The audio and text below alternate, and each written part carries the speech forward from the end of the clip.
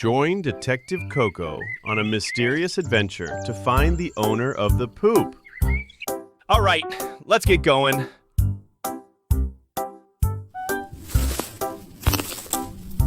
Coco spots a strange, round green object on the ground. This looks like poop. I'm Poop! Can you help me find my owner, please? These footprints, they look familiar. Coco thinks hard, and then it hits her. She remembers. Judging by the round green poop and these footprints, they must belong to...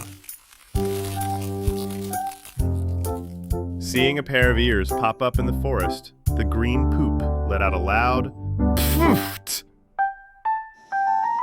as it listens carefully in the forest. And that's when Coco solves the case.